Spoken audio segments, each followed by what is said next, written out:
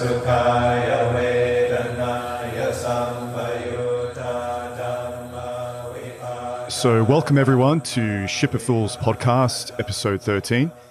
We're very privileged to have with us today the Venerable Pannobhasa, dialing in from the Soviet Republic of California. That's right. That's right. That's right. Who's been developing a kind of, how would you say, an infamous YouTube presence online, developing slowly, and has many perspectives that I'd say are well out of line with the typical progressive takes on Buddhism that we tend to get. And we're also going to try something a little bit different today.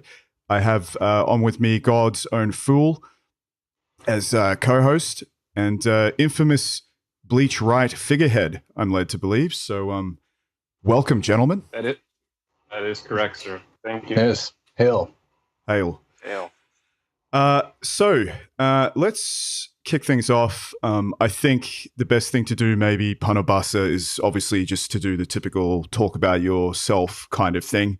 A lot of people that listen to this aren't necessarily well acquainted with you or what you think. So do you want to give us maybe a short kind of summary of your background and how you came to Theravada Buddhism? Ooh, my background. All right. Well, I suppose I should give the start at the beginning. And I was born at a very early age in the state of Alaska. And my father was rather a strange fellow. He was like an occultist, esotericist, amateur hypnotist, ran a coven of witches. So when I was a kid, I'd be sitting on his lap and instead of watching TV, I'd be listening to stories of past life regressions and astral traveling and this sort of thing. And he considered himself to be a Buddhist. So that was sort of a foot in the door for me. And just having a father like that made me more open-minded than most people anyway, I suppose. And so that was sort of preparing me, conditioning me to become a monk from my childhood, I think. And like most kids, I just naturally assumed when I was very young that adults had everything figured out. They knew what's what. And the reason I didn't know what's what was because I wasn't grown up yet. But by around the age of 13, I started having doubts about that theory. And by like the age of 16, it became painfully obvious that the adults didn't know what's what any better than I did, which caused me to go into essentially open rebellion. I became like a feral teenager and got into lots of trouble. And so my father, in a towering rage, demanded that I go see a youth counselor, which in this case was a life-changing experience because the youth counselor was a wise person who was very much interested in spirituality and especially like Eastern philosophy. And so he started giving me books by Ram Dass to read. I don't know if you're familiar with Ram Dass. Yeah, but, I am. Yes. Yeah. So, I mean, at that time, I didn't really understand it. It was so different from what I was used to that I couldn't really integrate it into my body of knowledge, which is a problem that a lot of people have when they start studying like Eastern philosophy or something like that, where in order to remember something, in order to integrate it into your understanding, your intellectual understanding, you have to have it connected to other things. You know, there have to be like branches where it's one thing sort of associates with another that leads you there so you can remember these things and kind of fit it into an understanding. And so I didn't really understand it, but I could just sense that there was something real there, something like really worthwhile. And so I got really interested in Eastern philosophy, especially.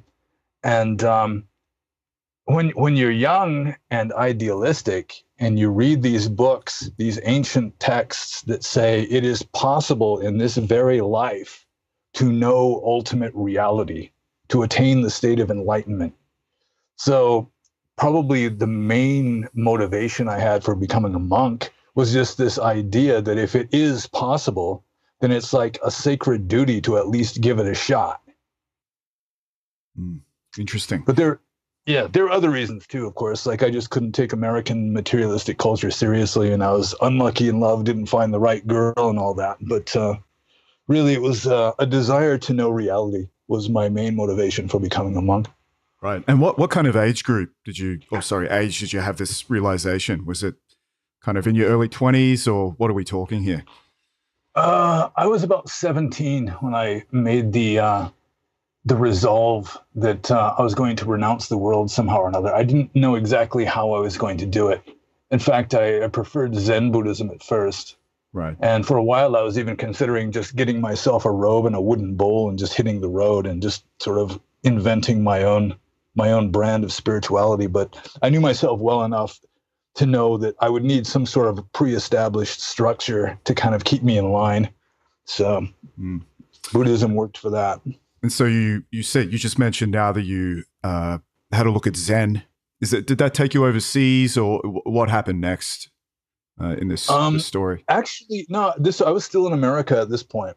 Okay. And I really didn't want to go to a foreign country. I didn't want to have, I was going to be going for it and practicing ascetic yoga in the forest somewhere, So I didn't want to be bothered with visa problems or having to learn foreign languages, any more than was necessary. So my original plan was just to be ordained as a Buddhist monk in America. So I was ordained in a Burmese place in California, and the Zen place that I checked out was also in California, and it just didn't appeal to me at all. Okay. Interesting.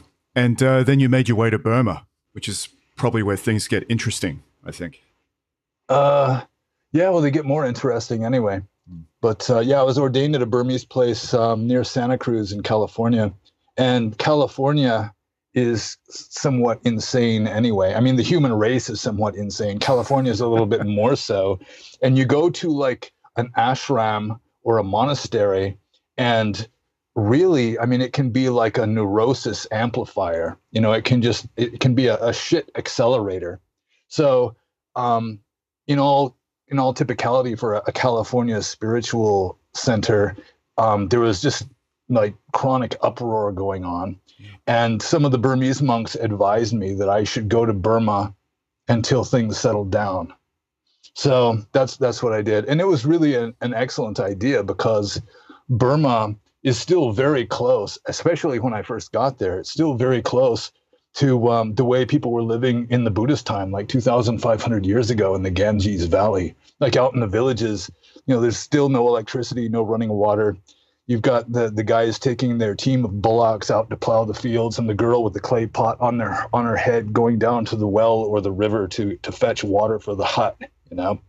So their lifestyle was still very similar, and it was possible to literally follow the instructions in the ancient Buddhist texts. From like ancient India, you could still live that way. You could still wander around, sleep under trees, take your bowl, walk through the village, get your daily meal, that sort of thing.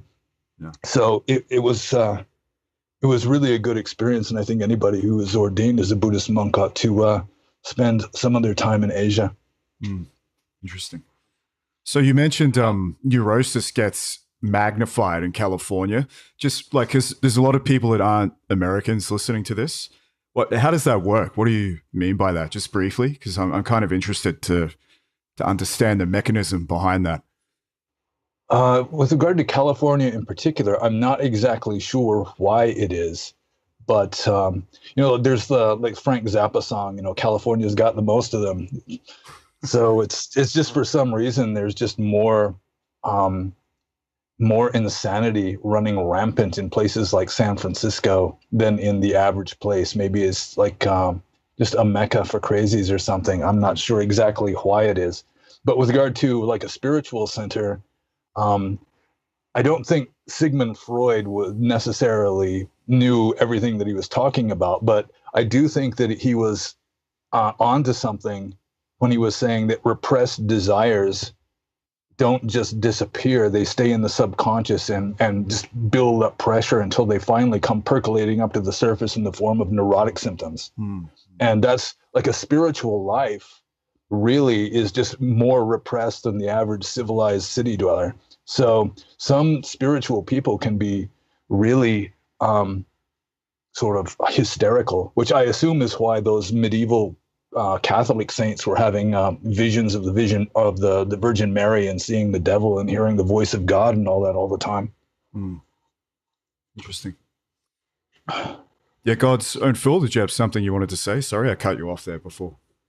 Oh, that's okay. I was getting into the Burma part, but I'm interested actually. Do you think the hysterical part that you were saying, like saints and people being more hysterical than the common person, is just also could be the fact that you're dealing with something that the common person never deals with, as far as, this sort of a spiritual focus, or this inward look. So you're looking at all these demons that are within yourself, and they, maybe manifest as visions, or different neurotic habits sort of play out just as you deal with those sort of things with the inward gaze being so intense all the time with meditation and contemplation. Yeah, I think there's at least two different levels to that. I mean, there's like the level that I was just talking about, just any kind of repressed desires. You're following rules, and you're eating one meal a day and having minimal sleep and everything. So that's going to be putting a certain pressure on you. And also, yeah, I assume like through meditation, you're becoming aware of parts of your mind that most people aren't aware of. You're bringing the subconscious up into consciousness. And yeah, there can be all sorts of strange things there that you just don't know how to deal with because you've never consciously dealt with it before. It was just all sort of like habit and automatic, down below the surface somewhere. Or at least, even if it wasn't automatic, at least your conscious, rational thinking mind wasn't dealing with it. And then all of a sudden there's this new stuff that you've never dealt with before that can really put an extra amount of stress on you. But anybody that's been to a lot of meditation retreats know that a lot of people they just crack up at these things. Yeah, I've been in session a couple of times because I kind of practice Zen, I guess. And people do lose it. And I must admit, during my first session, it was confronting. I wouldn't say I completely lost it, but definitely it puts you in some weird states of mind. You go to some weird places for sure.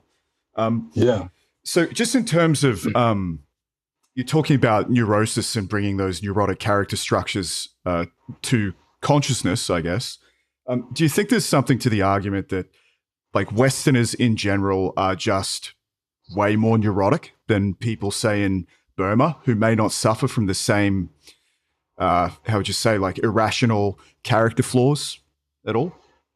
I used to think when I was living in Burma that Americans tend to be like just neurotic as hell, whereas a Burmese villager is like a happy, harmless psychotic. So everybody's crazy. I mean, Buddhist philosophy says, anybody who isn't fully enlightened is going to be insane to some degree. And so we're all nuts.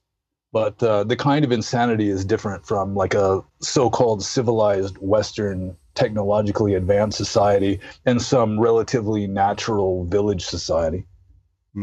Yeah, so there's going to be differences, definitely. Yeah. So the Buddhist path, would you think that it's easier for a Burmese person, or I don't know, a person that lives in that kind of simpler context to embrace? Like, do you find that Westerners have trouble with the, I suppose, the relative simplicity of Buddhism and Buddhist practice? Some parts of it are easier for Easterners and some parts of it are easier for Westerners. Like a villager, a Burmese villager who just doesn't think very much can go into relatively deep samadhi fairly easily. They don't have the compulsive thinking mind that's preventing them from getting into deep meditative states. Mm-hmm. So there is that. But on the other hand, Burmese people, they have like a medieval attitude towards their religion. They just believe all of it, and they're very dogmatic. And just being locked into this dogma can be a handicap. But on the other hand, a Westerner can be so skeptical that he just never gets beyond lukewarmness because he can never fully believe in anything. So there's that too. It depends on the person, I suppose.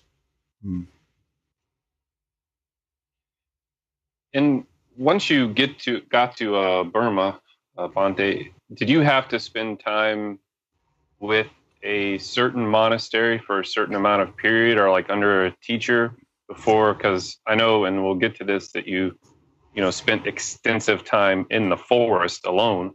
But did you have to, before you went out like that, did you have to like spend a certain amount of time in a monastery?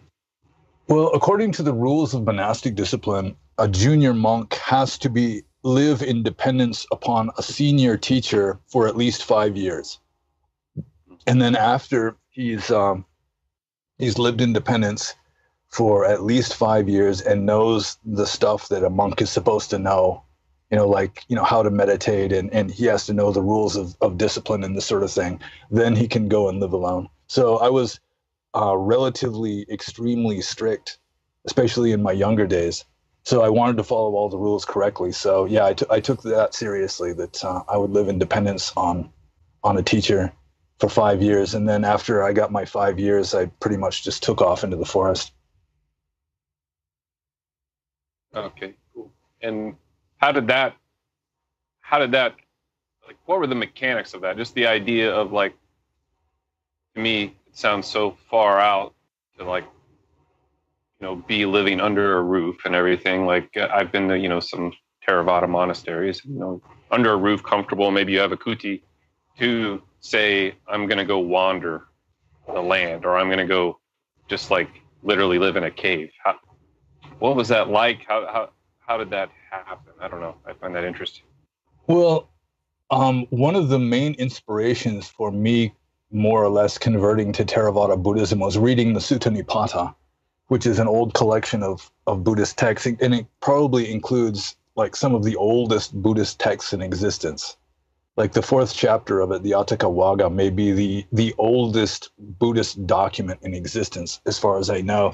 And it came from a very early time when monks just weren't living in monasteries. The average Buddhist monk was just this homeless wanderer, just tough as wood, completely fearless, which was something that I really liked. It was sort of a way of machismo without punching people. I mean, you can like fulfill your masculinity without having to get in bar brawls or kill anybody or that sort of thing. So it was. So I'd be sitting there there was this little cave I lived in at the monastery, and it was uncomfortable as hell.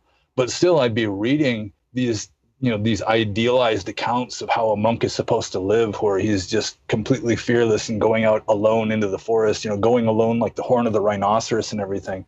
And just knowing where I was going to sleep that night, knowing where I was going to get my next meal, it caused me to feel like I just wasn't doing it right, or I just felt kind of, ashamed, like I was kind of cheating or something. But then again, I found that you're living in an Asian military dictatorship, that just wandering around doesn't work very well. I tried that once. I tried walking from Rangoon all to a town near Mandalay, which was maybe 400-mile walk. And I made it maybe 35 miles before I was arrested by the secret police and interrogated and sent back. They were concerned for my safety, quote unquote. Right. So yeah. I found that if I was going to wander around homeless, I was going to have to go way the hell out into the sticks. I wasn't going to be able to walk by the side of the road or anything like that. So I just started looking for, relatively deep forest areas where I could live and practice, which is nice. Although in the tropics, like in Burma, if you find real forest, you're going to find real malaria too. So there was also that.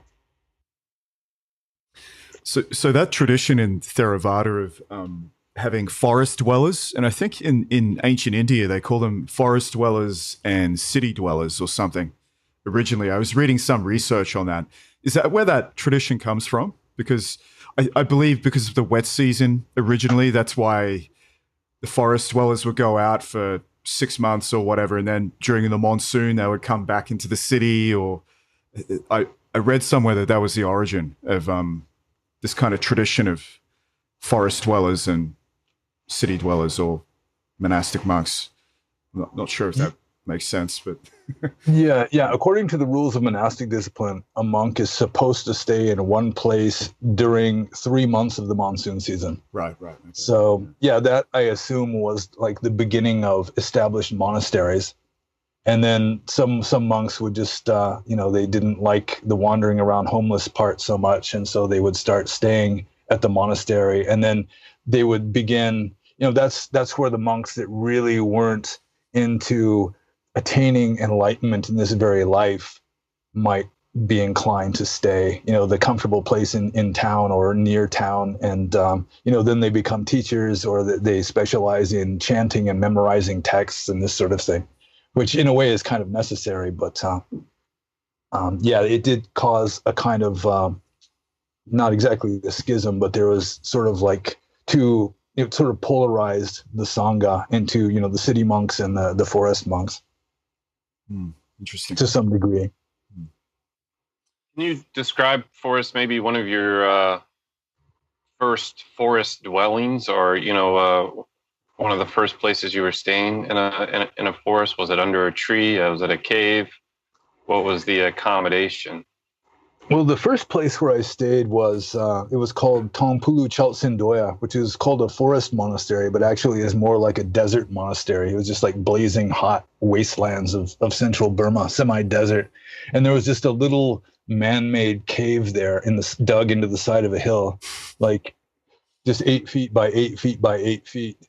And it was like, I hope you'll forgive me for using Fahrenheit, but it was about 20 degrees cooler inside the cave than outside, which, when it's 115 degrees outside, it's still 95 inside, but still at least it's survivable. So right. I lived there. And when I first got to Burma, I didn't speak English, or I didn't speak Burmese, and nobody there spoke English. So there was one monk there who had some schooling. And so he and I were communicating in broken Pali for about a year until finally the abbot there, who was concerned for me, he sent me to a big school monastery near Mandalay.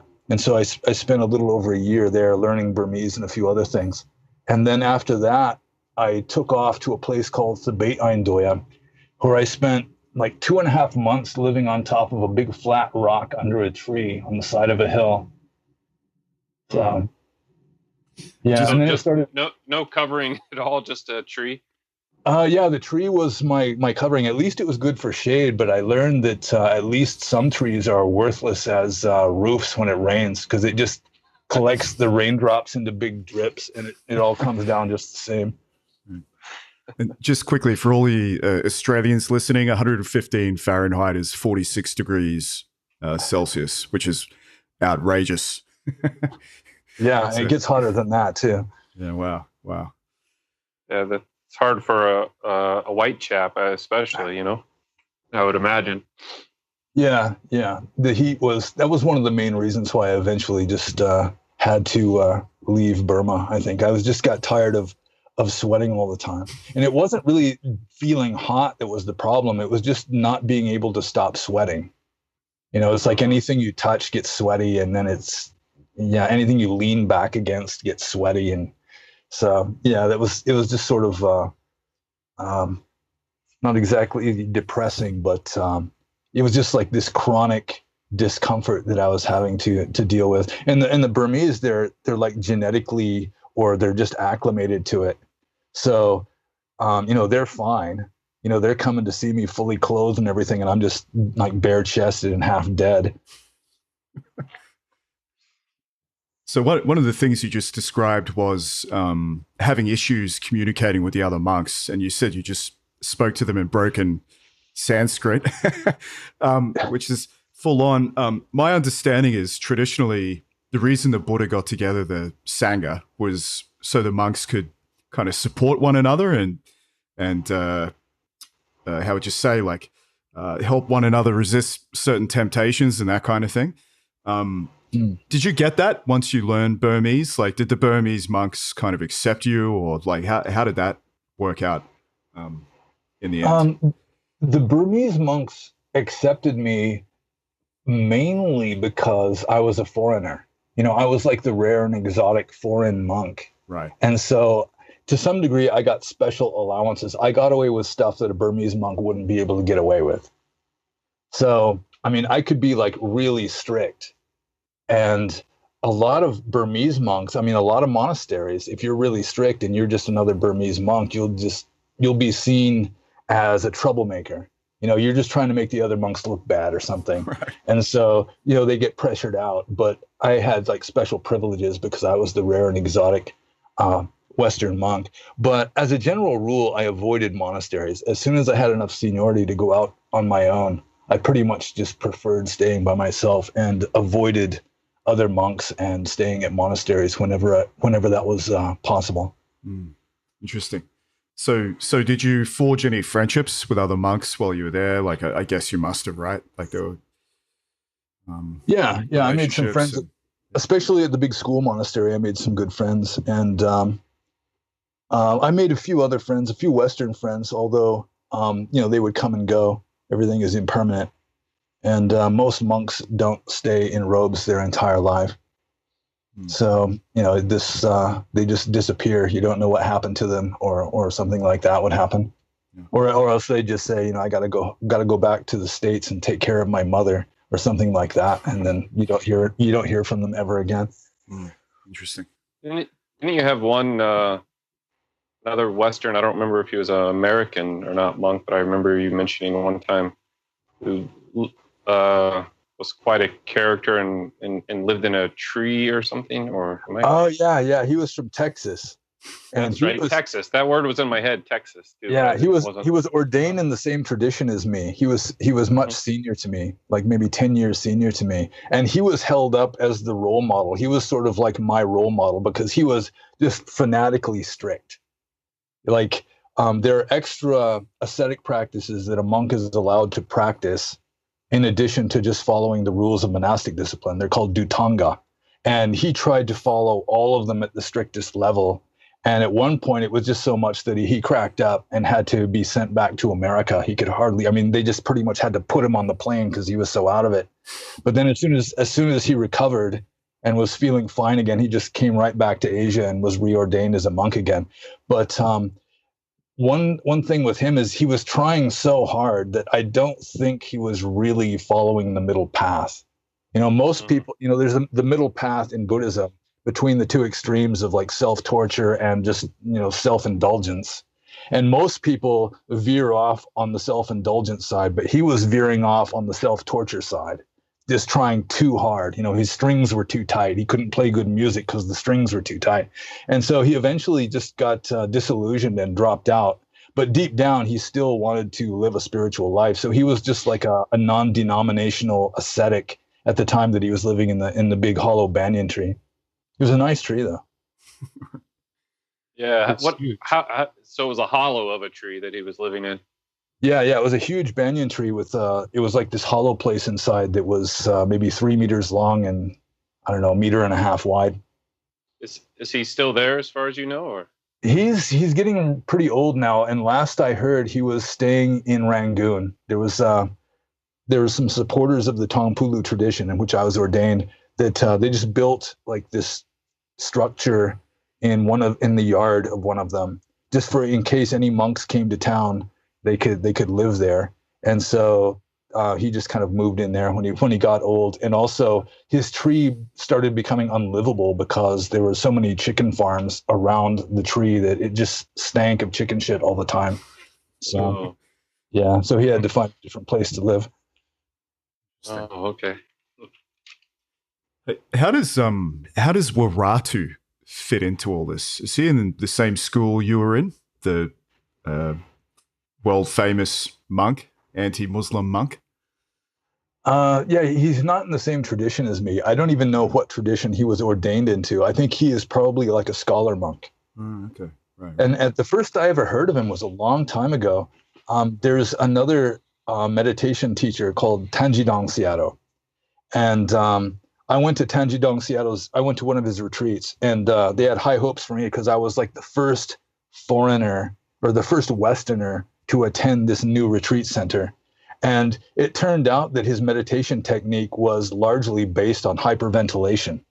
And people would just be they'd just be snapping. They'd be like howling like dogs and like crying and laughing uncontrollably and just flopping around on the floor and everything. And he thought that this was a sign of some kind of real progress.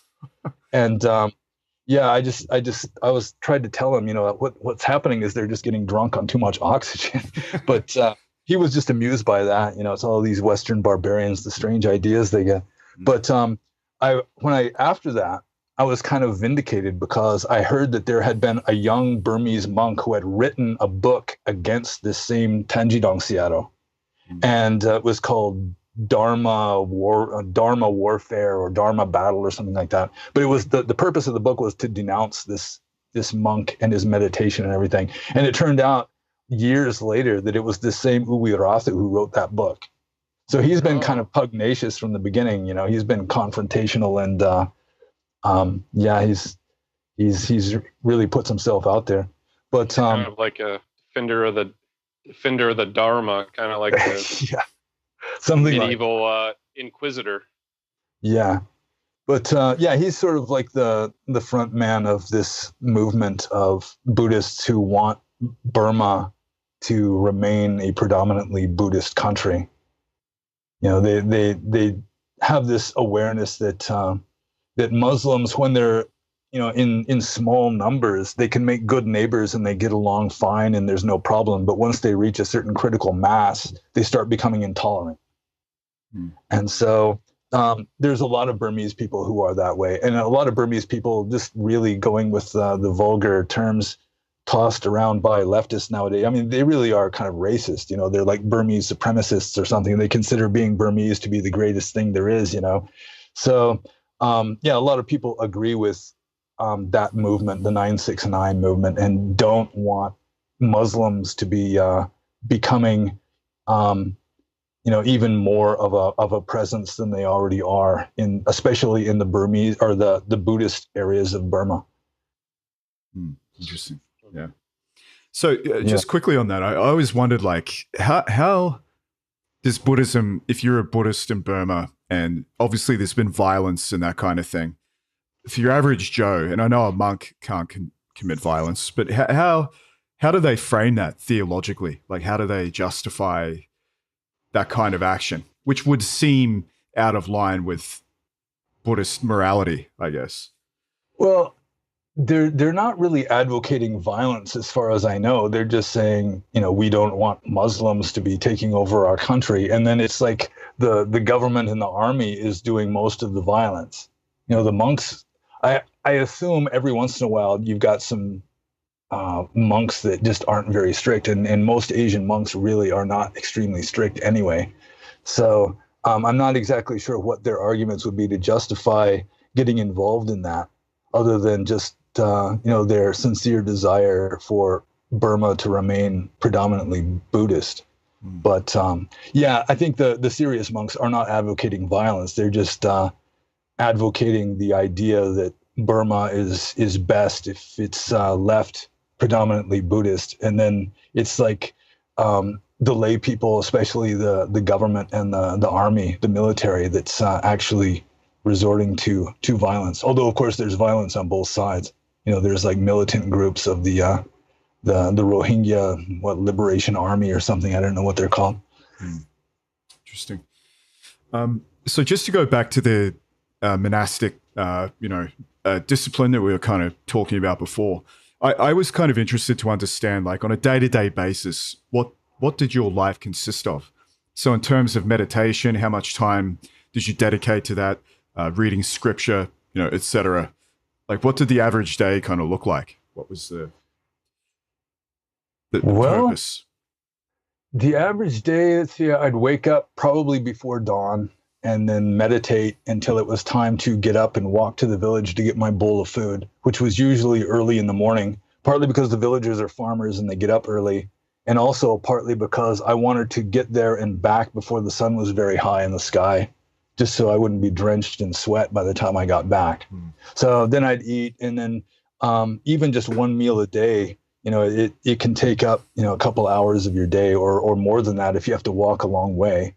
And then, if I was being conscientious, I'd be trying to walk mindfully and go for, do everything mindfully, mindfulness of everyday activities. When you stretch the bowl forth to accept food, you do it mindfully, and you accept the food mindfully and all this.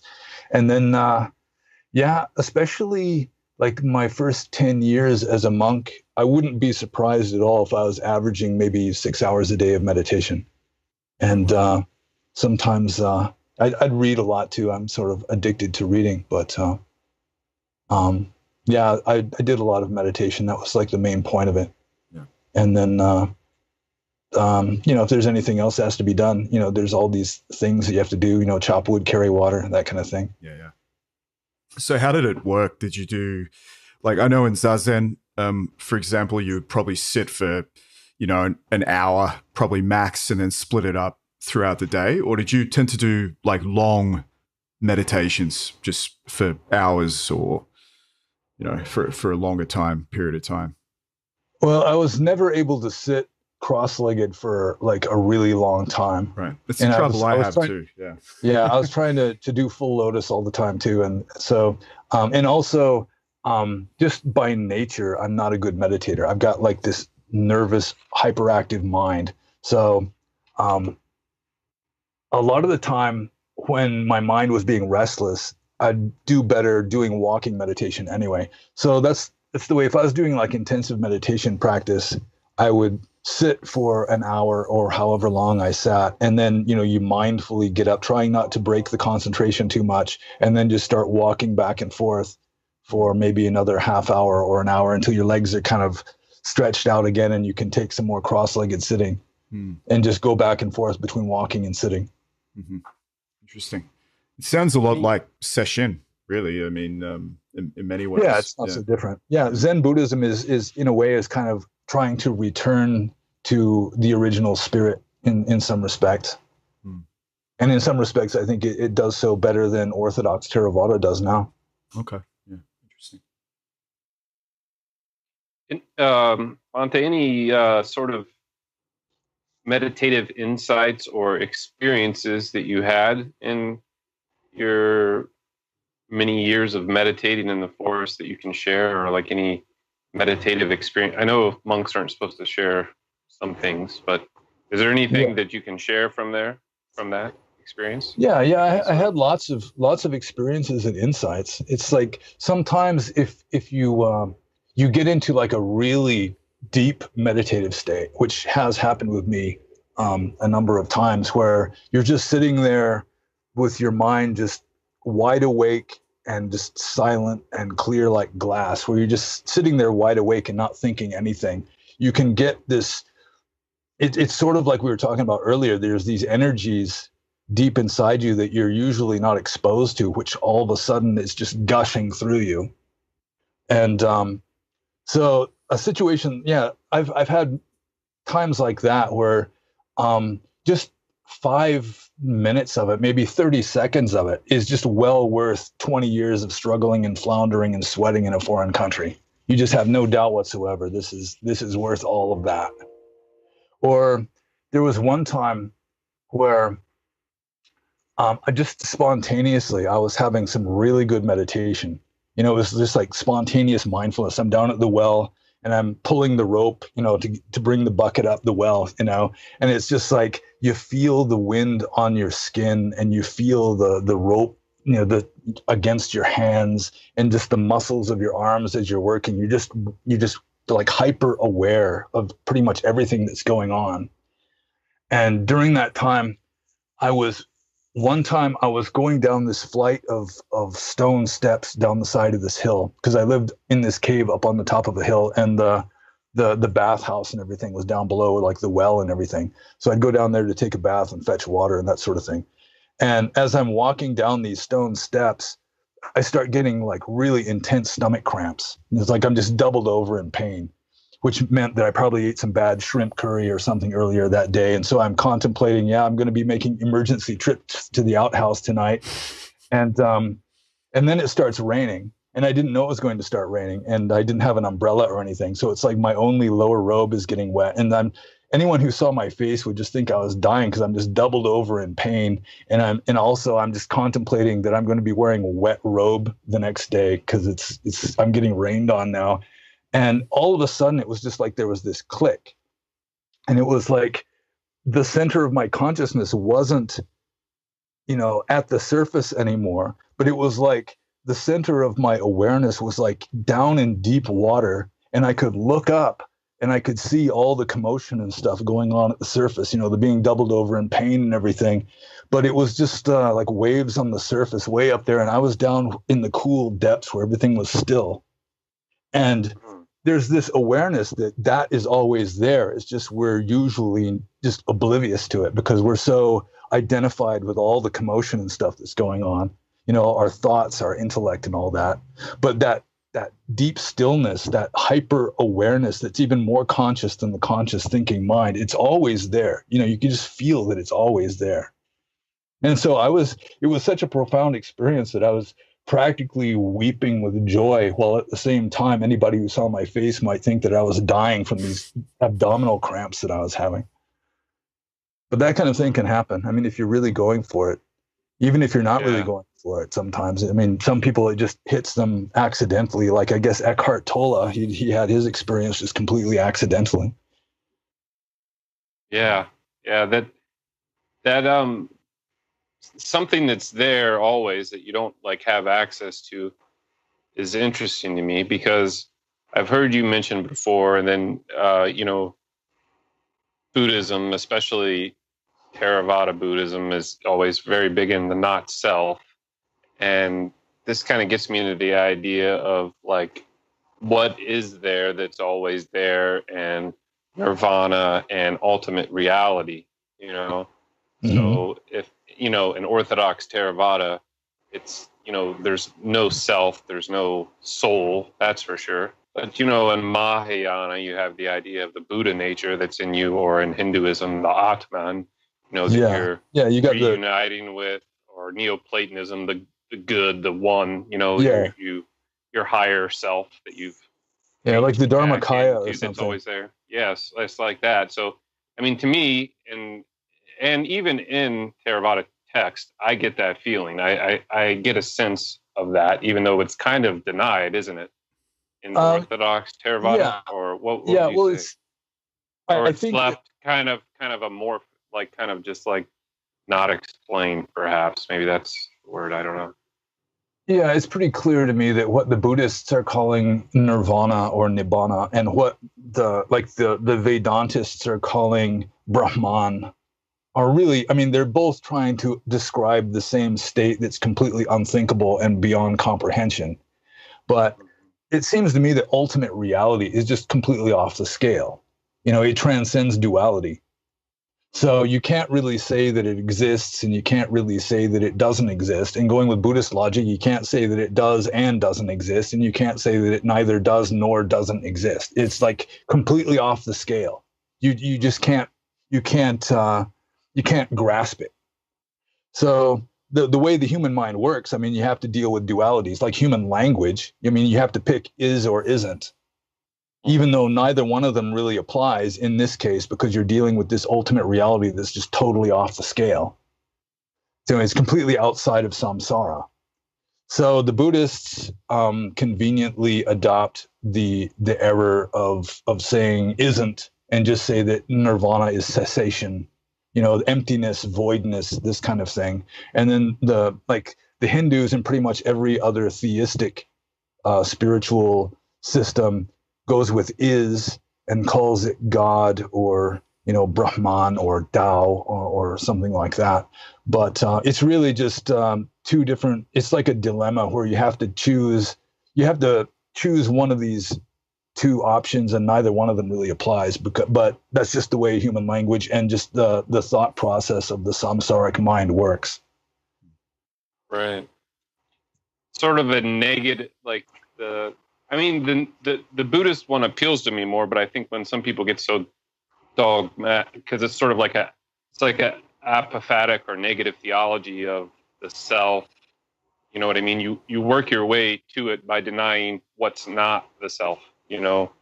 What is not nirvana? What is not? You're knocking away, and that appeals to me, and I think that is probably the distinction. But some like really orthodox minded Theravadins, if you hint towards like some sort of ultimate self or grain of nirvana that might be within us, take umbrage to that, and like the Burmese, they're just heavily sold on Abhidhamma philosophy, which is this massive, immense scholastic philosophy that puts Aristotle to shame. You know, it's like their theory of everything, but it's all dogmatic. It's all words and books.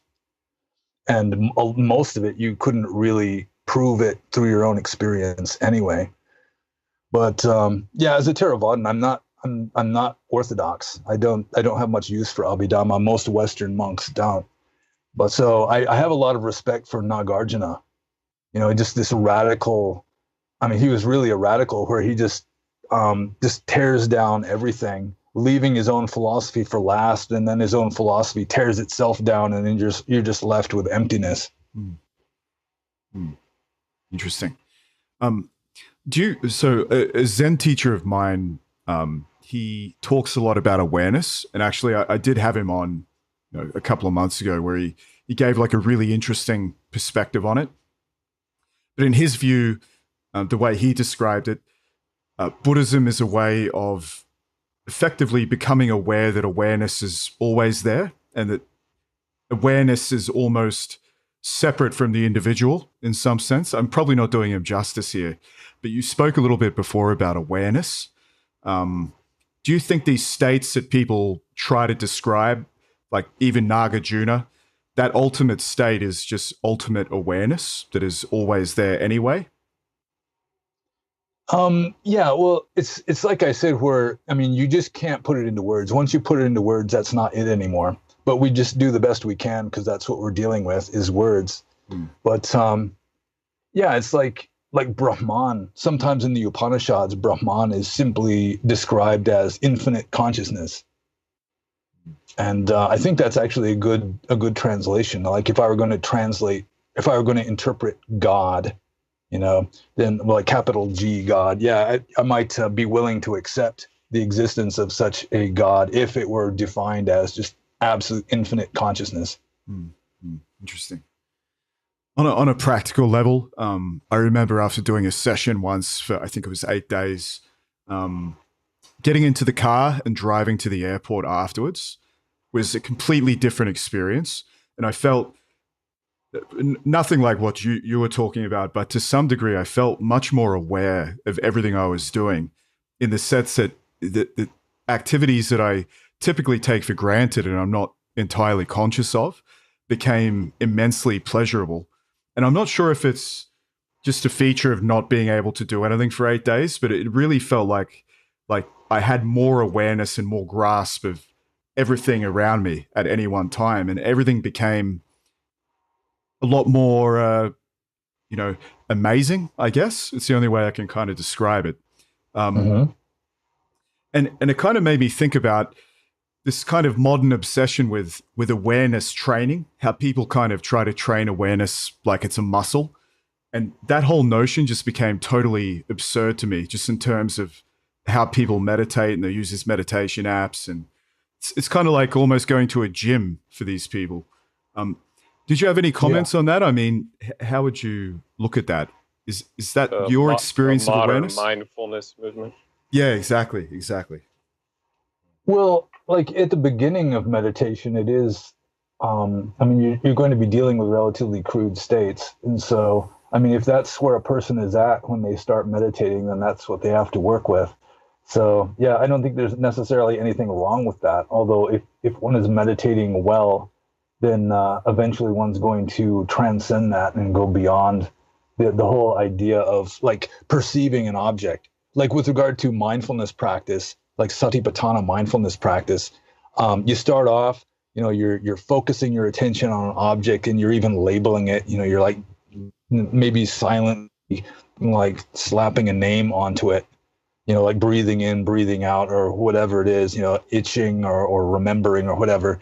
And then gradually, as your mind becomes clearer and quieter, then you still can focus on the object, but you're not putting the label on it anymore. You don't need to do that anymore. And then gradually, if you go beyond that, then eventually you're not even focusing on it and on any object in particular anymore. Your mind just becomes like a plate glass window or a mirror or something, where there's still something there maybe, but you're not focusing on it to the exclusion of everything else. It's just all there of its own accord, just nature taking its course. Mm-hmm. And it seems to be like the deeper you get, the more all-encompassing that it becomes, right? That's what I kind of noticed. So I've done similar things to Mahasatipatthana, and I've been working through that text a little bit. But what I notice is it seems to just increase my awareness of things at any one time. That's what I've noticed. That's the effect I'm getting from it. Yeah, it can. I have kind of a weird story about what you were talking about earlier about the 8 days of not doing anything, and then you come out and everything's like brighter and more vivid and I think anybody who goes through a meditation retreat notices that. And I was talking about that to a friend of mine when I was in Burma, and he was an American monk too, and he was kind of a cynic.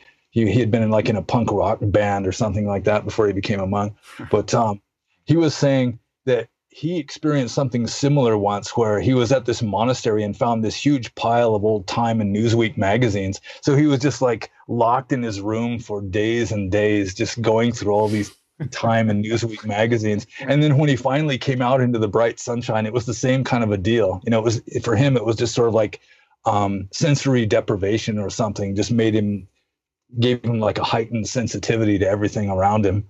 So I think it could be a combination of both, where you're cultivating like a heightened state of awareness anyway if you're meditating. Plus, I assume just the sensory deprivation aspect would be part of it too.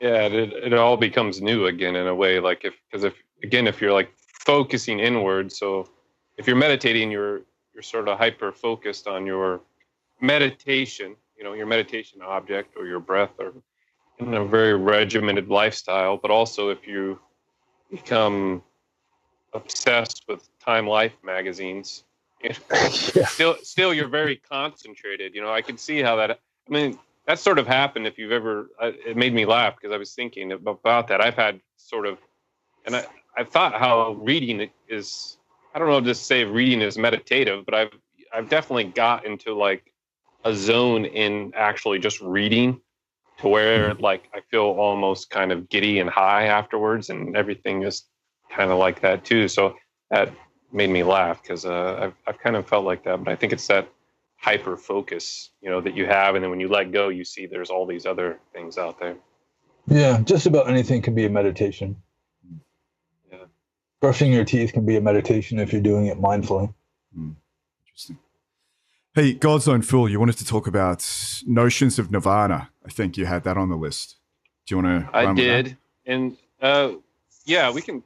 We touched on it a little bit there about nirvana and ultimate reality, but and I know in the Buddhist suttas, like I said, it's sort of a negative theology per se. But is there any more than what you've already said about nirvana that you think you could touch on, Bhante, as far as what you think it is, or what other insights might you have on this mysterious thing called nirvana? Yeah, I think the easy explanation of nirvana for me is that nirvana is reality. It's like the Kantian thing in itself, as opposed to the Kantian thing as it seems. We're just stuck, all of us, in this samsaric Kantian thing as it seems. We're kind of just stuck with perceptions. Perceptions are samsara.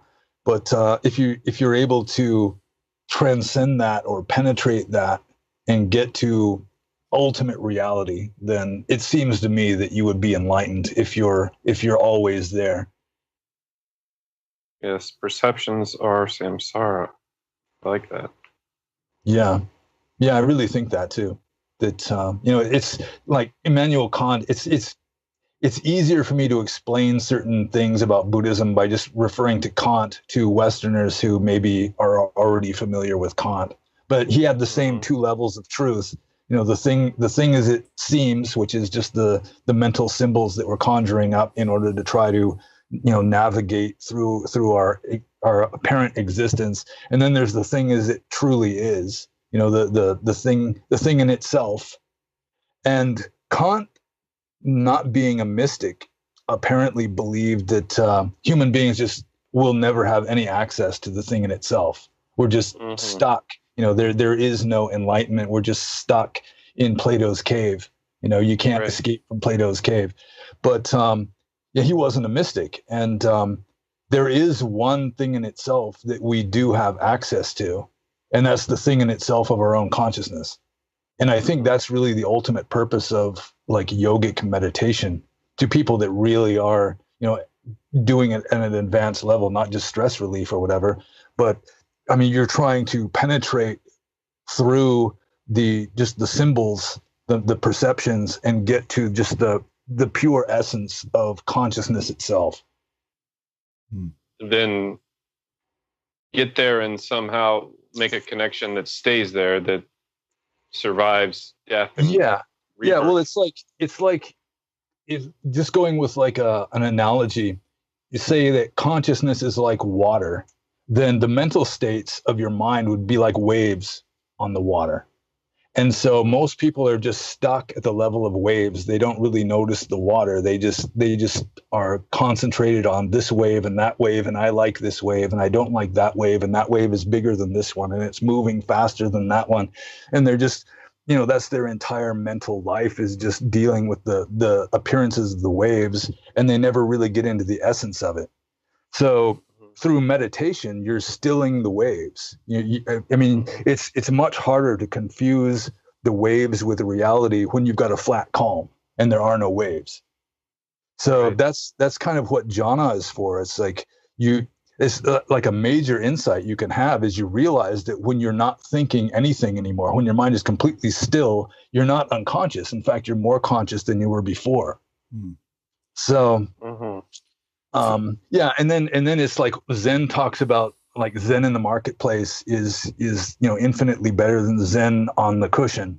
That's because after you have penetrated and are able to perceive the water as water, or consciousness, at the level of the thing in itself of consciousness, the essence of consciousness, then when the waves come back, or the thoughts and the feelings and all that, then if you can maintain the awareness of just water as water, then I'm pretty sure that would be what the Zen people are calling Zen in the marketplace, where all this commotion and stuff is going on, but you're not fooled by it anymore.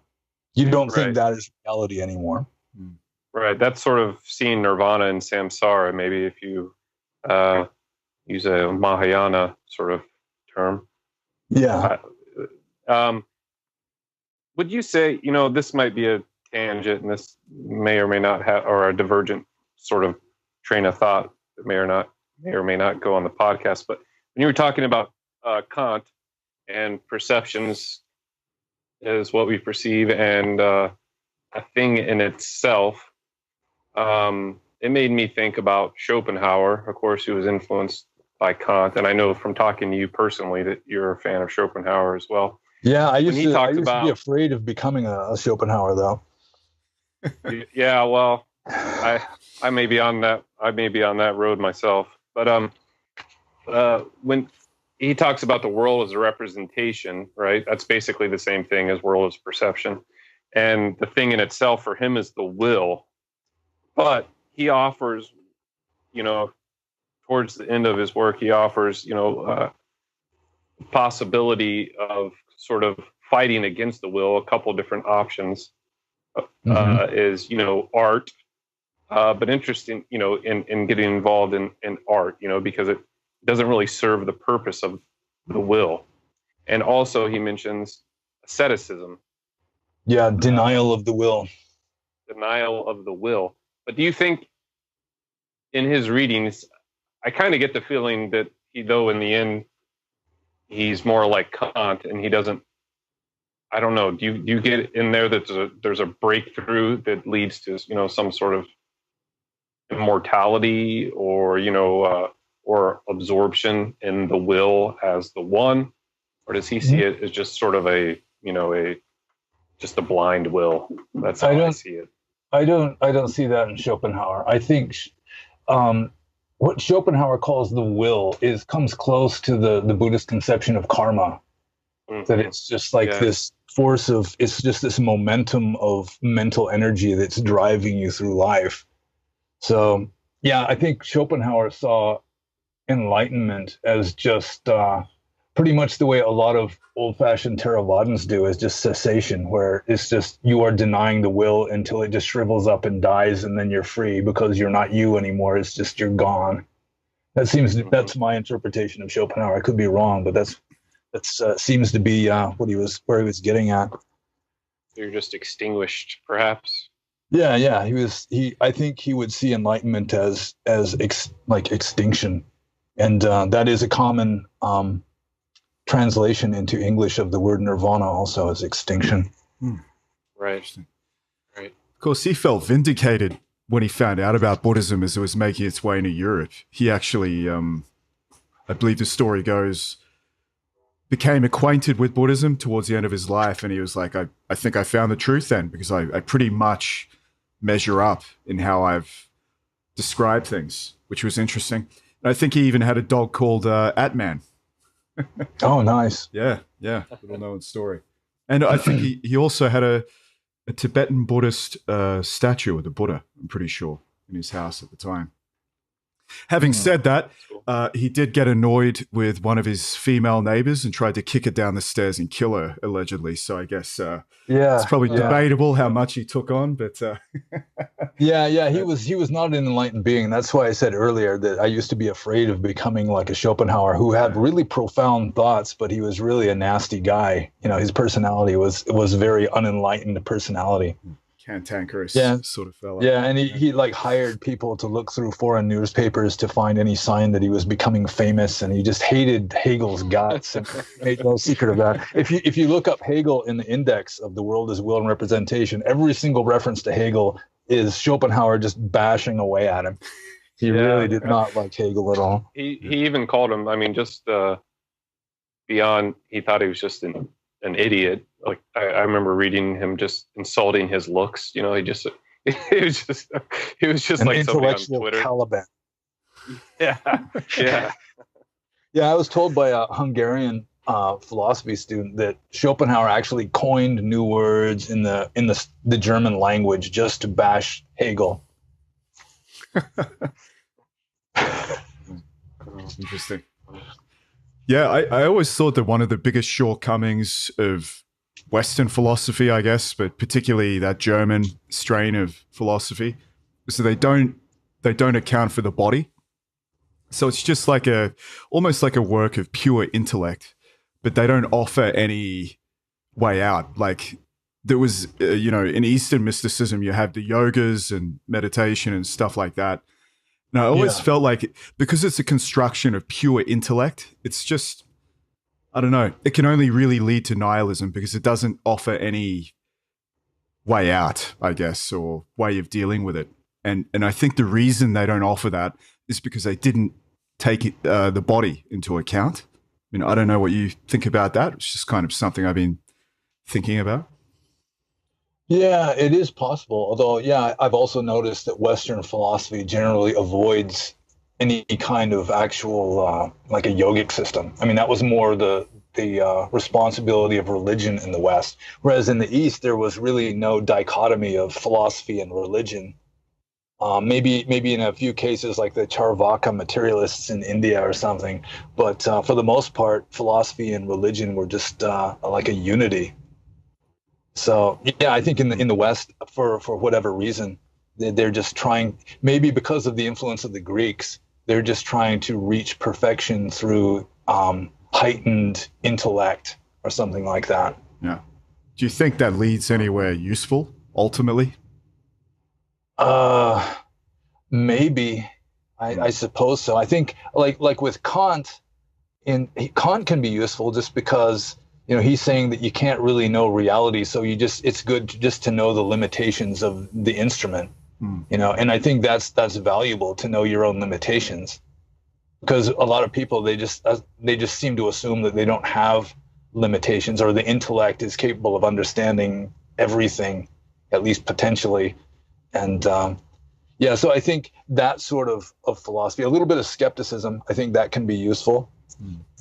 But with regard to most Western philosophy, I'd have to agree that it's just kind of an intellectual exercise. kind of like learning like calculus or something. Yeah, I agree. I get the feeling after reading one of those giant books that I'm just kind of like, all right, okay, good. Now what? That's kind of the feeling I get. Now what? You've described it apparently. Okay, good. So what? I feel that ancient philosophy may have been different, though. Ancient Greek philosophy, whether or not they had any sort of yogic systems, I do think it was more than just an intellectual exercise for some of them, and that just be me thinking that. But I'm not. I know I'm not the only one who thinks that. Yeah, I think the Pythagoreans had some kind of yogic practice that they were doing, and I think like Plotinus. I mean, he was obviously a mystic, so he had some way of attaining his states. I don't think they just happened accidentally. Yeah, he describes them, in detail. And then, of course, the ones that came after Plotinus were, in the theurgy and things. But even Plato, if you look at the dialogues closely, there are some things in there that could be described as, spiritual exercises and contemplations and whatnot, perhaps. I suppose it's all rather mysterious. But. You could use an idea as like an object of meditation, I suppose. I know someone who it would does. Depend on the individual. I was mentioned that the other day. I actually know a Platonic contemplative. Oh, nice. But I don't. He tries to explain it to me. I don't really. It doesn't really work for me though. Yeah. Because I'm not real sold on the idea of ideas for one thing, but they say I've heard it said that everybody is either a Platonist or an Aristotelian, but I really don't have much use for either one of them. Oh yeah, you don't have the Aristotelian idea of essence. I can't say that word all the time.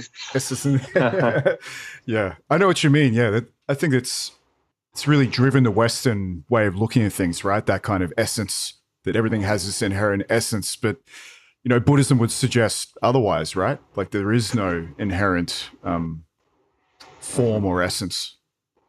Well, I would say that essence would just be, there's just one essence, sort of like the Upanishads is saying Brahman is the one true essence, or even like a theist, maybe like St. John of the Cross or somebody would say, the spirit of God is just the one true essence that pervades the entire universe, and everything else is just, appearances. Mm-hmm. Interesting.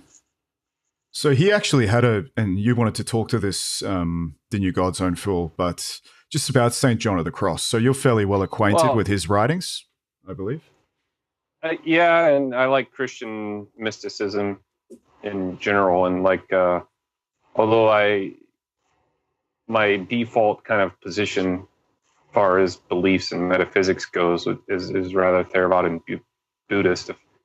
If I could pick my own beliefs and be a true believer, I'd like to be a Christian mystic, but I just don't quite fully believe. But that being said, I know that you're well familiar with St. John of the Cross, and I've heard you speak about him on other occasions, and his meditative attainments, and what he seems to be describing seems to parallel, the jhanas and everything, his whole, ascent of Mount Carmel and everything. Yeah. I think going with the Buddhist jargon, he would be a master of fourth jhana.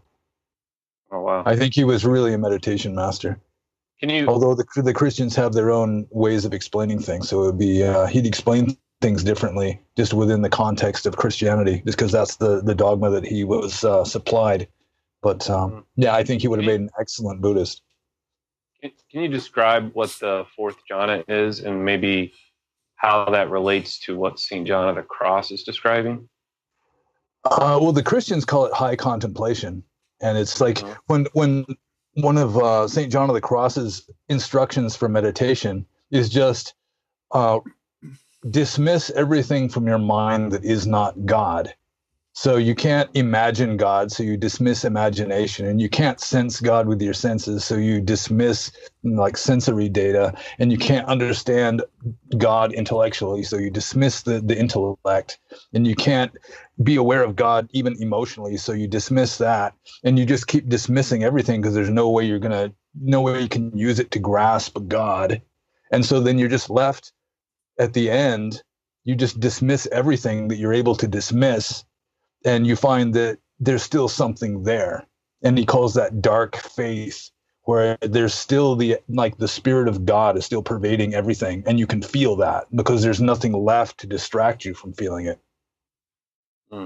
Yeah, there it is again, right? The negative theology and applied, applied to your experience. So, like whereas a Buddhist you would say like, this is not self, or that is not self, because I've heard it described that way by, for example, Thanissaro Bhikkhu, when he's describing about sort of when you get these states of pleasant abiding or jhanas or whatever, while you're in there, how you can investigate even further. So you start out with this intellectual exercise of saying this is not self, that is not self. Mm-hmm. But in a meditative state, you look for these points amongst your pleasure. You may be fully blissed out, but then you look for like a weak point in that, and then that takes you further. I imagine until you get to nirvana. It can. Although, I mean, there is no systematic way to get to nirvana really, because nirvana is not the result of a cause. It's like this paradox. The Mahayana Buddhists talk about the paradox a lot, that there is enlightenment, but there's no point of enlightenment. There's nobody that becomes enlightened, and it's like a paradox. Yeah, I get that. That's where maybe the Christians would say it's a grace. Yeah. It's like any effort is karma. If you're making conscious effort, that's karma, and so that's not going to result in enlightenment, because enlightenment or nirvana is not the result of a cause. Because if it was the result of a cause, then it would be conditioned, and it would be impermanent and suffering, and it wouldn't be nirvana. So it's just this paradox of there is nirvana, and it's possible to attain nirvana, but really you can't do it through effort. It's like, I had this theory for a while that maybe the way you become enlightened is you just keep trying and trying and trying, and until finally you just give up. And it's like after you give up, then it happens, because it has to be effortless. Mm-hmm. Yeah, that's often what you hear, even like, again, bringing back the Christian saints, they'll have these dark nights of the soul, or these periods of dryness after trying very hard for so long, and then eventually maybe a divine wind just blows their way, a grace from God, how they would interpret it. But yeah, or like Krishnamurti says, you can open the window. You can clear your room up a bit and open the window, but you can't make the wind blow in. So you can sort of be ready, but you can't really make it happen. So and if there's you're no not guarantee. Ready, and if you're not ready, maybe perhaps through, although, you said it can happen just willy-nilly, perhaps sometimes in some people's cases, but if you're not ready with good karma, or, you have to have maybe the karmic conditions in a Buddhist perspective, but you also should have some sort of discipline. That's why the Buddha, recommends seclusion and ethics, Yeah. So you won't be ready without the seclusion and the ethics, or some mad asceticism, basically. Yeah, I think they're not the extreme asceticism, but different people are different. It's like some people might have to go all the way to fourth jhana to get their mind clear enough that they're able to penetrate the shadows of Plato's cave and just get past all the mental symbolism and get straight to ultimate reality. Whereas other people, they can still have choppy seas. They might just be at first jhana or something, but for some reason they have like more of an intuitive talent of just penetrating the illusion or something. So some people, they might have to go into really advanced practices in order to break through, or whatever you want to call it. Whereas other people, especially in the West, most people in the West who have some sort of transcendental experience, they have it accidentally, partly because Westerners are so lukewarm that, you know, we don't have the fanaticism, you know, the absolute unwavering faith of like a medieval Catholic, or even like a modern Burmese monk out in the forest somewhere. So in that case, then you have to almost die, or, you know, something, you know, like Eckhart Tolle has like this like panic attack or something, and boom, it just kind of slams you out of your rut. Mm-hmm. Although I can't really say if what Eckhart Tolle has actually attained. Right. Talking about the Western lukewarmness and things like this, and probably our overly analytical mind. Do you think that's why you know, certain Vipassana techniques have caught on here more so than like the deeper jhanic techniques? One reason why the jhana techniques haven't really caught on is that most people just can't do it very well, especially in the West, because we're like compulsive thinkers. So stilling the mind is it takes a lot more work than just being mindful of you know, your breath or something like that. So one reason is it's just easier, but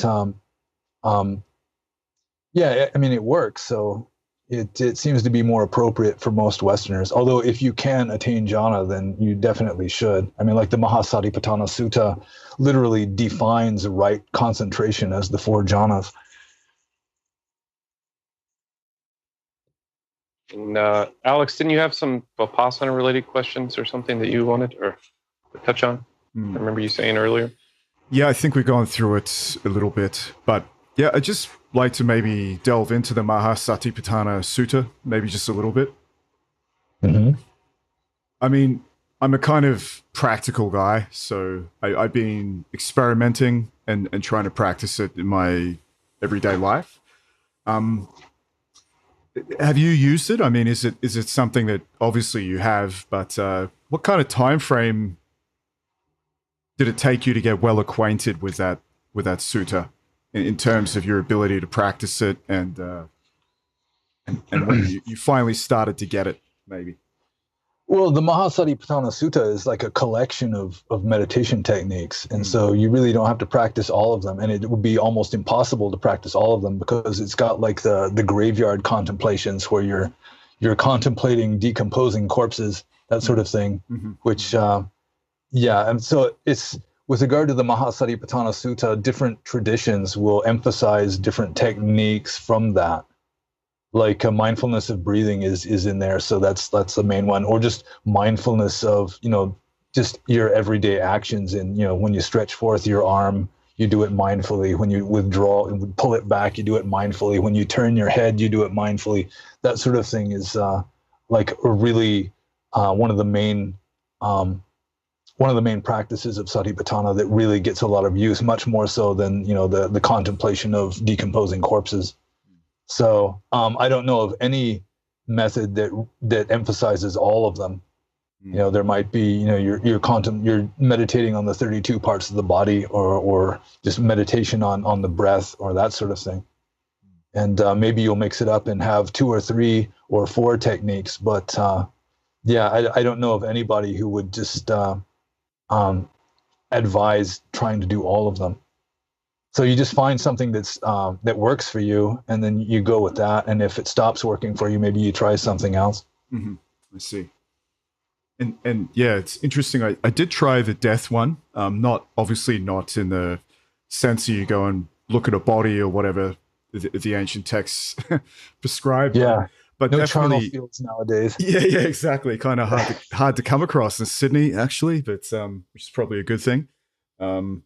But yeah, I did kind of meditate on the death and decomposition of my own body, actually, which is one of the practices described, which I actually found to be kind of useful. It seemed to make my experience of my daily life more meaningful and immediate, and I wasn't taking things for granted so much, I guess, which is an interesting effect of that, because I guess being conscious of your own death is fairly important. Yeah, it's called one of the great protectors. Right. Interesting. Okay.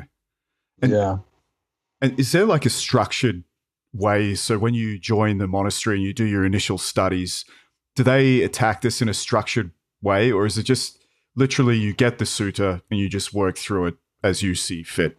Like what's the actual method? Well, in the tradition I was ordained in, each tradition is going to have its own approach.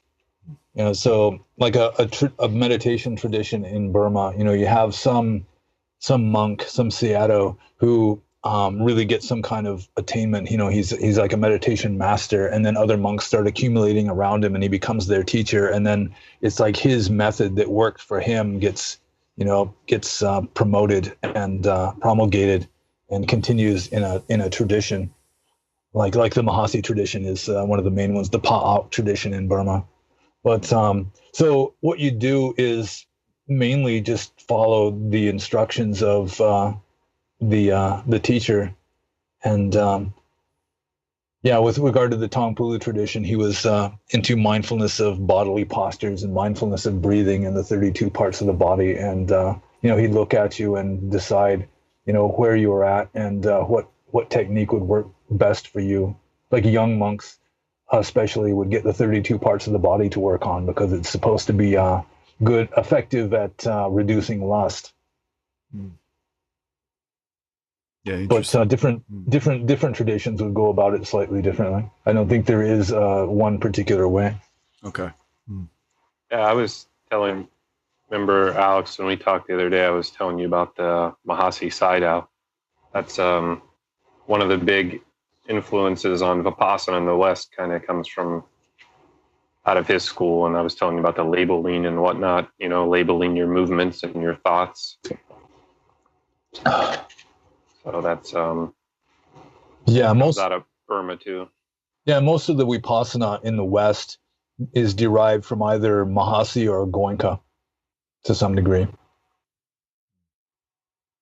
Mahasi and Goenka, I think, are the two main influences on Western Theravada Buddhism, and then of course the Ajahn Chah tradition for Western monasticism. Interesting. God's Own Phil, did you want to talk about Julius Evola? Because I think you wanted to brush over that, the doctrine of awakening. Yeah, because that book was important for me in actually coming to kind of really rock the system of Theravada, believe it or not, of all the books that I read, to kind of get the essence of Theravada and kind of put everything into place for me. And Bhante, I know you've written here lately on your blog, you've been writing about Evola in another way, in his pagan imperialism, which that's a whole nother topic. But what would you say about Julius Evola and his understanding of Buddhism? Because you seem pretty well familiar with Evola now, and you've read several of his works, and including the Doctrine of Awakening. Yeah, I did read the Doctrine of Awakening, and it was interesting, and I liked it. Although it's similar to a lot of other books written by Westerners, like in the mid-20th century, where they might be scholars and really intelligent and have some valuable insights and all that sort of thing. Although, he didn't have some remarkable penetrating understanding of Theravada. It was more of an intellectual thing, I think, with him. And it was interesting, and I liked it. But still, I mean, it wasn't really... I didn't really derive a whole lot from it, other than just this interesting whole new point of view with regard to Theravada, because of course he's looking at it from like a fascistic point of view. So I'd never really combined fascism and like Dhamma before, but according to him, they seem to go together very well, which is counterintuitive to say the least. Well, I think his theory and Doctrine of the Awakening too, that I liked for a layman was sort of this, he offered it up for those on the right or those who revolt against the modern world, who perhaps don't want to involve with it at all. You know what I mean? He said he offered it like, here's this path, and he seemed very well acquainted with it, and he had his own sort of nuances and idiosyncratic ways of describing Dhamma in practice, but he offers it up as for something for a man who's sick of the world. Yeah. He saw it as like a transcend, and look down from Vulture's Peak upon this madness of this modern world.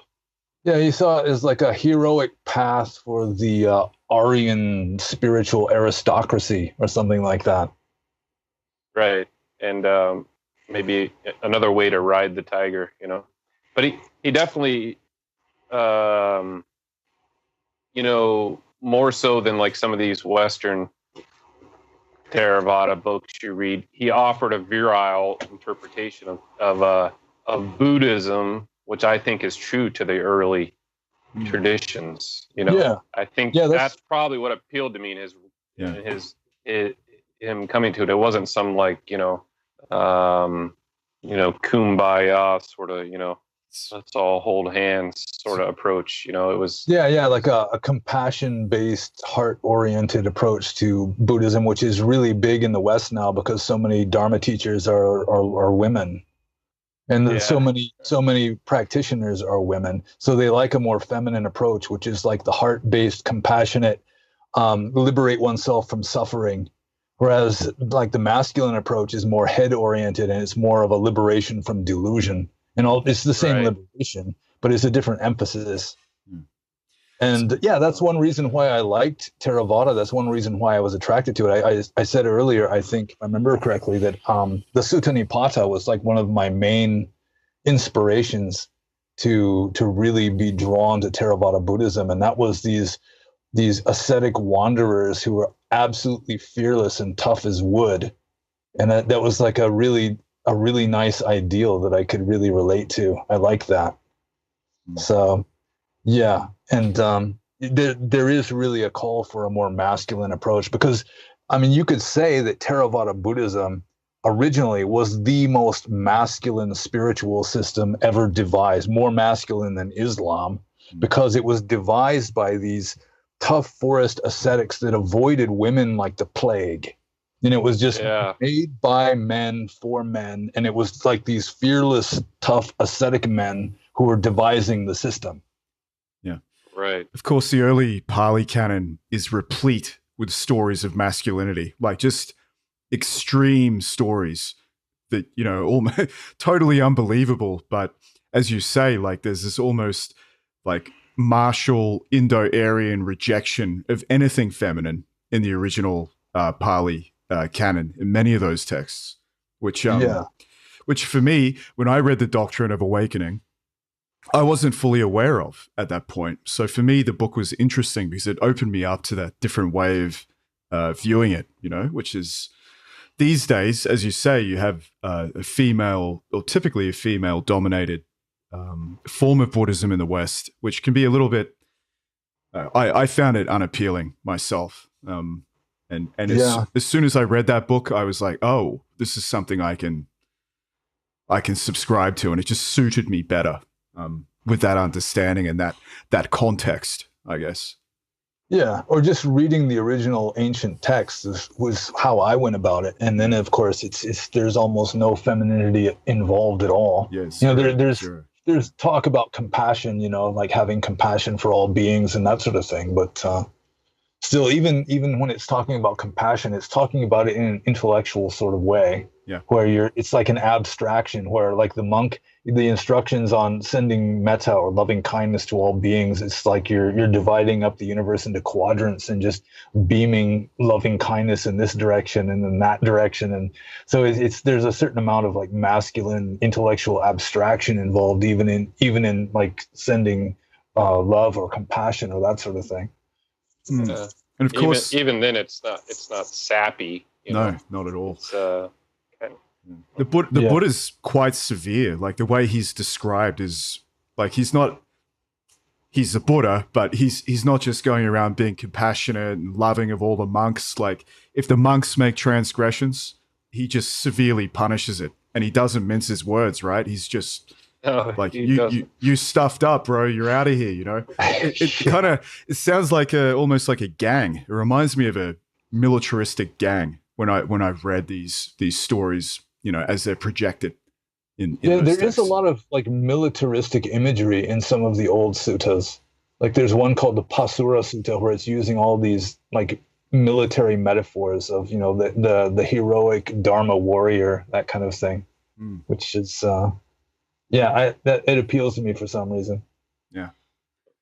They're largely made up of the warrior class too, weren't they? You know, the Buddha himself, of course, and the caste, the warrior caste.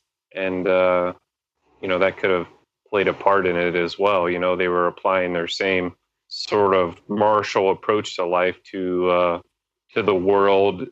They were applying it to transcending the world, you know, freeing themselves from the world. So, yeah.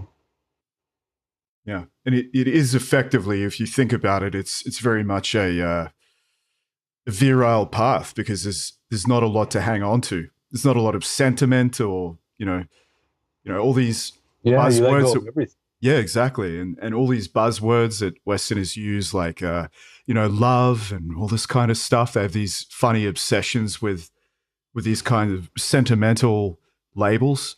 Yeah. I mean, how can you hang on to that and be a practicing Buddhist, you know, like in any day-to-day meaningful way? It just seems... or these social justice causes, you know, and I think of one. I don't know if it's in the suttas or the commentaries. You could let us know, Bhante. But when a king was going to fight against the Sakyans, and his plan was to wipe them out, the Buddha did intercede on their behalf, like once or twice, I believe. But then when he saw the king was just going to do it anyways, he didn't. He had a whole mass of men. He could have, you know, they could have, linked arms around a Sakyan village or something. But, you know, he didn't do that. You know, he just said, you know, listen, don't do this. But when he wanted to do it anyways, it wasn't this, you know, sort of like, you know, where you see monks or Buddhists, you know, protesting Trump or whatever, love Trump's hate or something. You know what I mean? It was just, it was much more like, listen, what you're doing is wrong. That's bad karma. Don't do it. If you like me, these are my people. I like them. Don't kill them all. But when the king decided he was going to kill them all, well, you know, the Buddha didn't organize a resistance. Yeah. Yeah, it's like the Buddha. I mean, in the Buddhist time, there were different kinds of like institutionalized killing. You know, there's the killing of animals for food and leather and that sort of thing. And then there was warfare. And then there was animal sacrifice.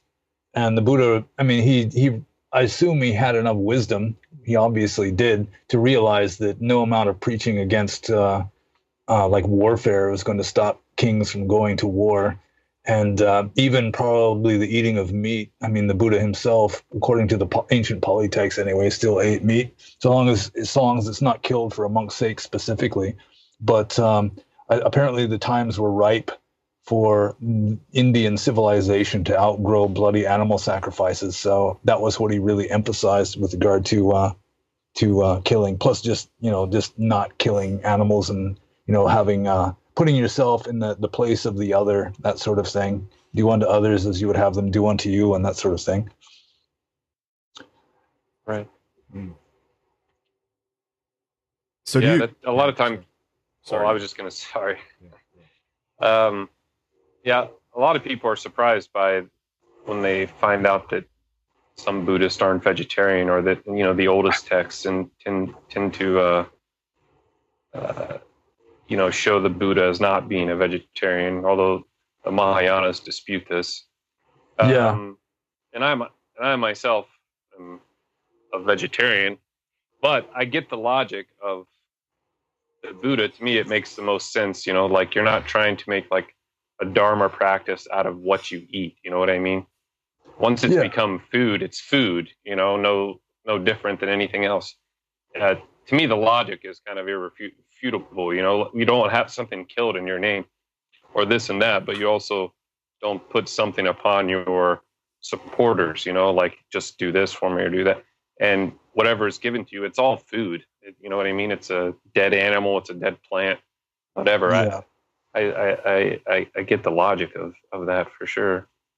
Yeah. Plus, I mean, a lot of people most people don't realize that Buddhism really was never intended to be like a social movement, that it was, you were renouncing the world. You were opting out of society and going off into the forest and just, becoming like an asocial hermit pretty much. And Christianity was kind of the same way too. I mean, it wasn't intended to be this, societal movement. It was sort of like a way of opting out of society more than anything else. So right. Society is just going to be insane no matter what you do. So that's why you're bailing out. You can't make utopia. It's just not going to happen. The samsara is always going to suck no matter what you do. So the best thing to do is not try to fix samsara, is you just go into the forest and meditate, just bail out, opt out of the system. How do you think progressivism got tied up with Buddhism? I've always wondered because, on reflecting on some of those ancient texts, I just don't get it. I don't understand how they got to that point. But obviously you look around these days and most people that I've come across that say that they're Buddhist are also, I would say, politically extremely progressive. And as you say, this ties into things like veganism and vegetarianism and all these dogmas effectively. That I would call progressive. Like, how did that happen? Do you think? Well, I think it started mainly with the hippies, and a lot of the hippies. I mean, they just wanted to be different from their parents. They were like rebelling, and so a conservative who has religious or spiritual inclinations, they're just going to follow the conservative tradition of their civilization, of their society. So most conservative religious people in the West are just going to follow Christianity because that's like the tradition. They'll be traditionalists or something. And so left-wingers are more likely to adopt some foreign system that is not traditional. So I think that's kind of how the left really sort of took over Buddhism in the West. Like in Burma, it's the conservatives that are Buddhists. But in the West, it's the people that reject the traditional ways of their own culture that are adopting this foreign, essentially a foreign system. So I assume that's probably one of the main reasons for that. And then, of course, it's you can get into the whole conspiracy theory of neo-Marxism, and it's trying to pretty much taking over systematically all these different belief systems to kind of get everybody on board. But I think the original reason is just that it was, the leftists are like anti-traditionalists, and so they're taking in these foreign systems like Buddhism or like the Hare Krishnaism or anything like that. Yeah, I guess you could see probably if Buddhism is considered one of these things where people are questioning definitions and tearing things down, how there would be a temptation to see it fitting in with progressivism in some way, and that Marxist kind of outlook that you were describing then, like people could misconstrue it, right? They could think, we're tearing down all the old institutions. Buddhism, apparently, according to them, is kind of nihilistic or it's seeking to do something similar. I guess I could see how people could see things that way. I mean, just thinking out loud. Yeah. I think, the hippie movement, and that's what I would say a lot of it got into, just the whole Shambhala and all this, Tibetan Buddhism sort of kind of, I think, opened its arms to that sort of thing too, maybe more so than uh, Theravada Buddhism, Zen, of course, with the beatniks and all that. There's a lot of misunderstanding about what these sort of things was. And by the time Zen came to America, even with Japanese, people, it had long since been sort of diluted from what it was from the time of Dogen, because the Imperial Japanese sort of secularized it and made them not be monks anymore and get married and all this sort of thing, So it was already quite different. So I think, the early kind of Buddhism that people were being exposed to in the West was already kind of compromised, I would say, in some regards. It's interesting. No doubt. Virile message at the beginning. I think there's maybe another factor is that, like the hippies were into like psychedelic drugs and so forth. And so in a way they got exposed to alternative interpretations of reality or altered states of consciousness. And then a lot of them would then move on from that to trying to attain these kind of expanded states without the use of the chemicals. And, it's like Ram Dass started off that way. To some degree, I started off that way also. Yeah. And I think a lot of monks of my generation started off with using like LSD or mushrooms as a kind of spiritual vehicle. And then you get this insight that, the usual normal way of interpreting reality isn't necessarily the only way or even the best way of interpreting reality. And then you start exploring from there. And then you find meditation and other kinds of yogic techniques that you can use as a better substitute, hopefully a better substitute than for the chemicals. You mentioned before that your father was an occultist. What kind of brand of occultist was he? Was it like Golden Dawn, or was it something else? Oh, he was completely self-taught. Right. So he started off getting interested in hypnosis when he was like a medic in the army. And he found that like an injured soldier who's in shock is essentially in a kind of trance state. And then you can tell the injured soldier you're not going to feel the pain, and you're going to constrict the blood flow in this injured part of your arm so that you don't bleed so much and everything. And he was just really fascinated by that. And he was always interested in exploring unknown frontiers. And that was just a really fascinating unknown frontier for him. So he got really interested in hypnosis originally. And then he wound up marrying a woman, not my mother, who was just an extremely good hypnotic subject, along the level of Edgar Cayce, who would just go into like these extremely deep trance states when her heart would almost stop, and she could do automatic writing, and so then from there he started getting interested in like seances and channeling, I guess it's called now, maybe it has even a different name now, and then he started just getting interested in studying just various sorts of like ESP, dream communications, and then from there he actually started practicing witchcraft. He was like the leader of a coven of witches, of like bored housewife witches in a small town in Washington State.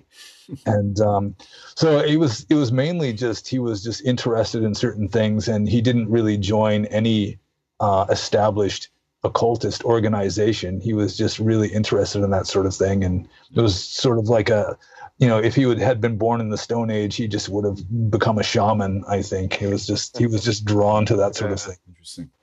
I know that one prominent occultist, Israel Regardie, who's part of that Crowley kind of canon. I don't know if you've heard of him before. I'm not sure. Yeah, so heard of Crowley, though. Yeah. So this guy was Crowley's secretary, effectively. And then he branched off and did his own thing. He started studying Reichian therapy, which is interesting. It has many similarities to Buddhism, but it's probably a subject for another time. I think Reich actually stole his psychotherapy, in inverted commas, from Buddhism. But anyway, we'll talk about that later maybe. But yeah, he always said that the psychedelic experience is actually probably a useful thing for people who will go on to study some of these practices. So he was referring specifically to occultism, and which is initiatory occultism with the Golden Dawn and organizations like that do have meditation and things. But he always said it could be useful as a primer in understanding higher states of consciousness, as a useful kind of tool in that respect, or almost like preparing the person for those experiences. Do you see it that way, or not so much? Yeah, I think that would be possible. Yeah. Because, I mean, when you're taking a psychedelic drug, I mean, really, you're experiencing just a different form of consciousness from the usual one, or from the normal, the normal state. And then that can give you real insights. Sort of like meditative states can give you real insights too, because you're realizing that what you considered to be just the reality is just one of multiple possible realities. Sure. Buddha was obviously totally against drugs. I think that's clear from the texts. I think. How does that fit in with doing psychedelics? Like, if you're going on to be a monk, I mean, if you've done drugs or whatever. To interject here for a moment, sorry, Bhante and Alex, and you can edit this part out, but our monk here may be too modest to admit it, but he's done ayahuasca as a monk. Oh, you're kidding? Okay. So interesting. Very interesting. I don't know if you want to talk about that or not, Bhante, but I'm liking where this is going, potentially. Having done it myself, I'd like to hear about it if you want to talk about it. Yeah, sure. Yeah, I got invited to an ayahuasca ceremony, and I just assumed that it would be similar to like LSD. It'd be like a head trip, like a psychedelic head trip or something. And I went to this place, and it was mostly women there, and took this stuff that just turned me inside out. And I did have some significant insights. Like one common experience, I've taken ayahuasca, or yahe, which is like the Colombian formula, the recipe for it. I've taken it like 4 times. And one common experience is that so long as my thoughts are positive, or at least neutral, I'm fine. I'm like surfing the waves. But if I start thinking negative thoughts, even just remembering how awful the stuff tasted, then I just start this downward spiral into just like gut-wrenching nausea. So it's like it's almost like a meditation technique where I've got to keep my mind positive, just meditating on yes, or gratitude, or thank you, or any kind of positive sort of feeling that keeps me from just puking my guts out and just crashing. Yeah. So there's that. And also, the first time I took it, there was this period I went through where it was like anything that I directed my attention to, it just felt sticky. It was like it was sucking me in. And so it was like, that was a relatively advanced meditation I had to do while I was on ayahuasca the first time, is just trying not to, just a very strange and interesting experience where you can, I mean, it's like it's always there, but it's like everything around you is kind of sticky, and it has this effect. It just kind of like catches you, but at the time it just became just plainly obvious. But there's always this impression afterwards that it, what I was seeing was something that's always really there. It's just that usually we don't notice it because it's we're at a cruder level, or we're just so distracted with other things. Mm. Did you do it in America or the Amazon? Did you travel? But it tastes awful. Oh, it's atrocious. Yeah. Yeah, it's truly the worst thing I've ever tasted. Like when someone told me it's really bad, like I'm pretty tolerant of bad tastes, but yeah, man, it's something else. Like it's just repulsive in every way you can imagine. It's terrible. Yeah, Colombian yahe is even worse than Peruvian ayahuasca. Really? Jesus. Yeah. I don't even know how that's possible. God damn. I've never done them, but other things. Yeah, but it's definitely not a head trip like LSD. I mean, it's like a visceral kind of a thing. At least for me, it's just like my chest has got like the suffering of the universe gushing through it, and it just blasts my chest wide open, so that in a way I get an insight into more of a feminine approach to life, like more of a heart-oriented, compassionate sort of an approach to life, because I'm much more open and compassionate for a day or two after I've taken the stuff. There's definitely a female energy to it, obviously, because I guess the natives classify it in that way, right? It's meant to be a female spirit. Yeah. But yeah, I noticed the same thing. Absolutely. Yeah. So in a way, that's good. It gives you an alternative point of view, helps you to understand a more heart-oriented, more feminine approach to reality, which I had girlfriends and stuff like that before I was a monk, but you never really experience it directly like that. So that was kind of interesting. Did you do it in the jungle, or did you do it in the United States at like a retreat there? The first time I took it was in Vancouver, Canada. Okay. In like some vacant office building. And then after that, there are a few places I took it in Washington State, and then once in California. Right.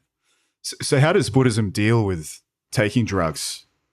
I was under the impression that there was something against it, but well, curious to know. The fifth precept for lay people is, I undertake the precept to abstain from like ale, wine, and intoxicants which cause heedlessness or cloudedness of mind. So you can interpret some drugs, like not all drugs cause heedlessness or cloudedness of mind. Like caffeine technically is a drug, and there aren't very many real hard-ass Buddhists that would say that caffeine should be forbidden even to monks. So you have to decide whether the drug is actually causing cloudedness of mind. And to my surprise, I found that actually cannabis is allowed in the ancient rules of monastic discipline for medicinal purposes. And a monk is even allowed to have a pipe for inhaling the fumes. Really? So, yeah. And most people don't realize this, but it's right there in the text. It's called bhanga, like Bhanga is the Pali word for cannabis. And it is allowable to monks, but it has to be used medicinally. And it doesn't really say how it's supposed to be used. And the commentaries were pretty much clueless, I think. They are just guessing. Interesting. Yeah. Well, if it offers you a pipe, I mean... Yeah, you'd think so. There's only a way or two to do that, right? You could smoke it or puff it or inhale I think in like the medieval commentaries, it says that you're supposed to roll in it to induce sweating, but I've never heard of that one before, and I think they were just guessing. Yeah.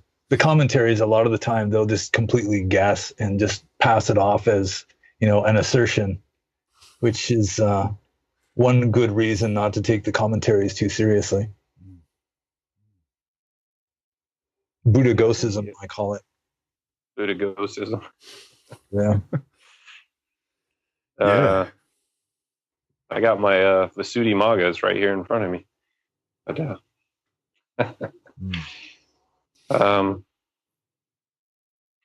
yeah. Well, I think it's been a good chat. I guess it must be getting late for you guys, right? Like it's what time there? 10 o'clock or something? 11? It's almost 8. 8 there, right? Okay. It's almost 11 for me, but I think it's been a fruitful one. Definitely, yeah. It seems like got a lot out of it. So yeah, it's been good. Yeah. Right. Well, thanks for coming on, Pannobhasa.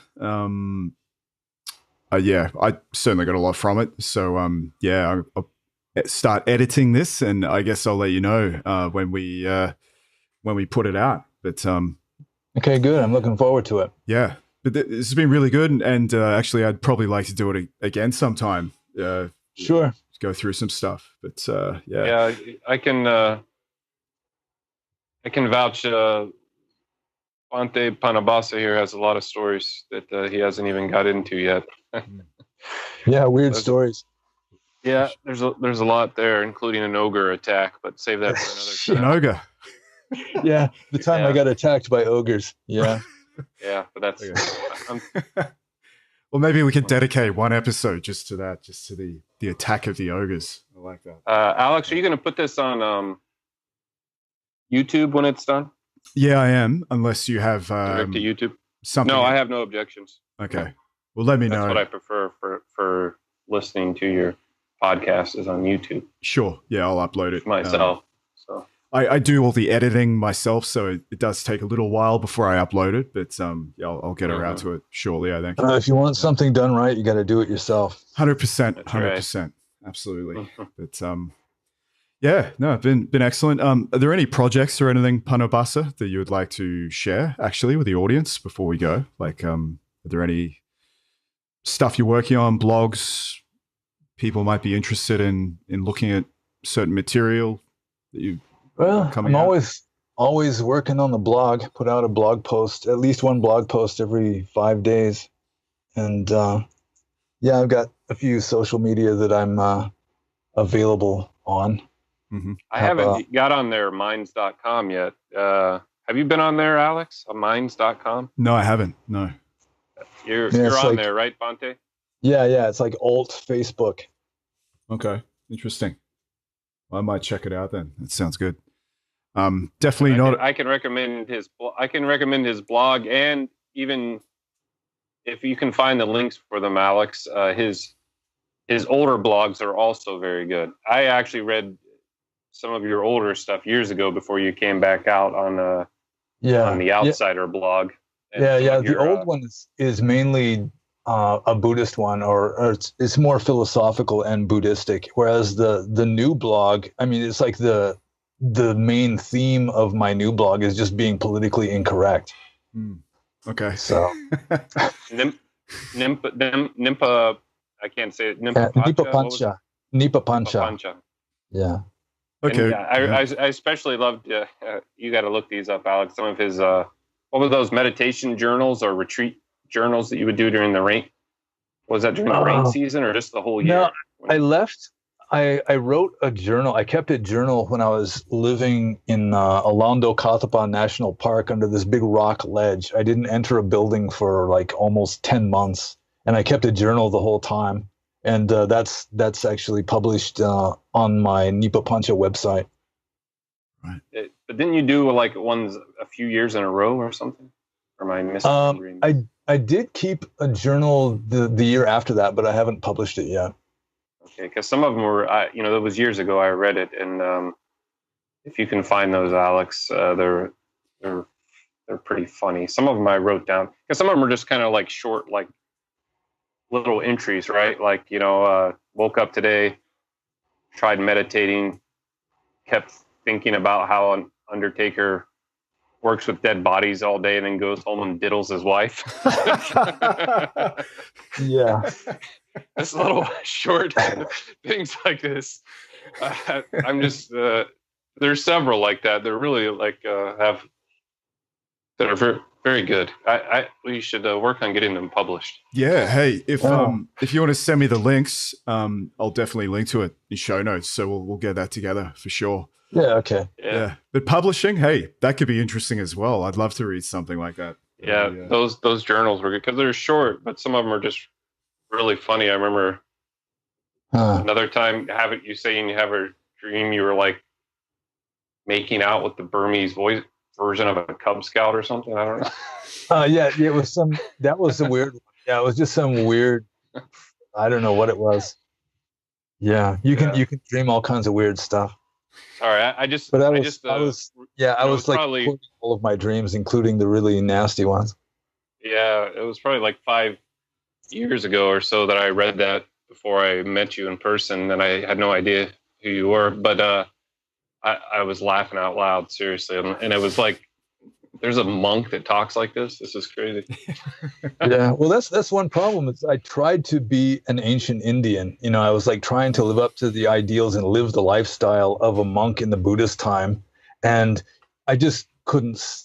I couldn't stop being an American. It's like You know, No, I've you seen can't, right? I've seen Gilligan's Island. I know every episode of Gilligan's Island, and there's no way to get rid of that. It's just there, you know. Star Trek and Led Zeppelin and all this, it's still in my mind. And so I can't really be a proper ancient Indian because I've still got all of this American pop culture cluttering up my head. Yep. Yeah, interesting. Okay, yeah, well, I'd love to read it. So, yeah, we'll try to find the link. Sounds good. All right. Well, that's it's really good, gentlemen. Thank you very much. Yeah, you're welcome. Yeah. Yeah, thanks Alex too for having me on. This was fun. I've never done a podcast type thing, so thanks, man. No, pleasure. Actually, I kind of like this format, so maybe we can look at doing it again. It's good to have someone else, you know, talk about stuff that I might have forgotten about, or you know, what a different perspective. Definitely helps. Yeah. So yeah, do it again. Yeah. Let me know, and Bante, we'll be in touch. We'll let you know when it comes out, and I keep in touch with you periodically, anyways, and I'll continue to do so. Good. Yeah. And be happy. Okay. Shall thank you. do. Yeah. Cheers. Okay. See you later, guys. Bye. Right. Bye.